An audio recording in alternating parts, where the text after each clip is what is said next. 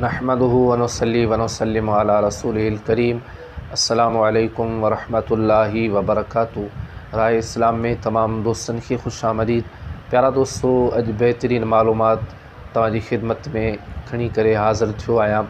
यानी दुरूद पाक की फ़जीलत तवाजी खिदमत में अर्ज़ कंदुसि। यकीनन दुरूद पाक जो काफ़ी फ़जीलतूं ऐं बरकतूं आहिनि, लेकिन मुख़्तसिर अवांजी खिदमत में अर्ज़ कंदो हलां। प्यारा दोस्तों, उन खां अॻु में अवां सां गुज़ारिश आहे त जेकॾहिं अवां असांजो चैनल सब्सक्राइब नाहे कयो त असांजे चैनल खे सब्सक्राइब कयो ऐं गॾोगॾु घंटी जे निशान ते क्लिक कयो ताजो असांजी हर अचण वारी नई मालूमात तव्हां ताईं आसानी सां पहुची सघे।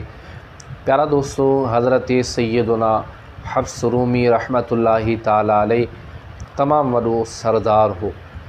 संदसि वफ़ात खां पोइ कंहिं ख्वाब में ॾिसी करे पुछियो त अल्लाह रब्बुल इज़्ज़त तव्हां सां कहिड़ो मामिलो फ़रमायो। हज़रत सैयदुना हफ्स रूमी रहमतुल्लाहि ताला अलैह जवाबु ॾिनो त अल्लाह पाक मूं ते रहम फ़रमायो ऐं मुंहिंजी बख़्शिश फ़रमाए मूंखे जन्नत में दाख़िल फ़रमायो। पुछियो वियो कहिड़े अमल जे सबबु।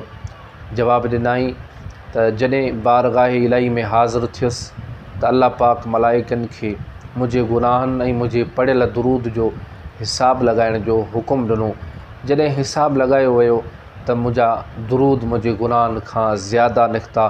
अल्लाह रब्बुल इज़्ज़त फ़रमायो, ऐं मुंहिंजा मलाइको, इन जी क़दुरु मंज़िलत तव्हां ते वाज़े थी आहे, लिहाज़ा हिन खां वधीक हिसाबु न वठो, हिन खे जन्नत में वठी वञो।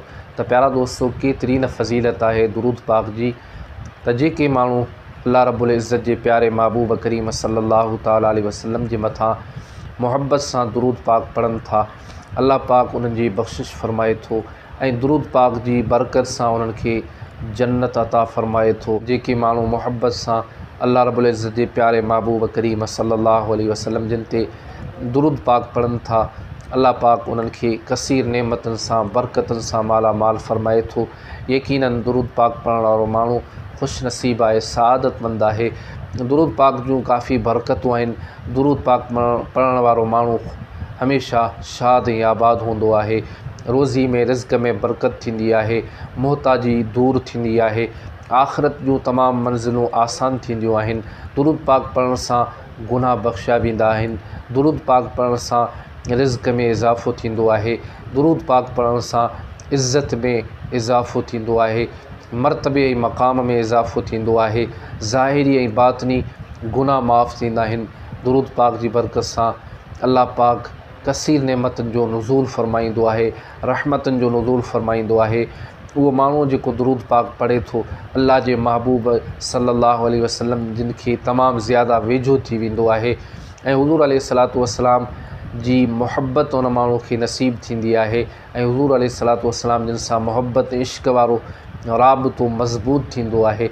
यकीनन जेकॾहिं असां चाहियूं था त असांजो मुहब्बत वारो नातो हुज़ूर अलैहिस्सलातु वस्सलाम सां मज़बूत थिए त कसरत सां दुरूद पाक पढ़ो।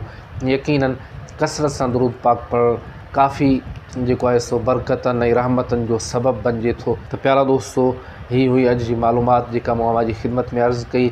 वरी नई मालूमात में अवांजी खिदमत में हाज़िर थींदुसि। तेसीं ताईं इजाज़त ॾींदा। अल्लाह हाफ़िज़।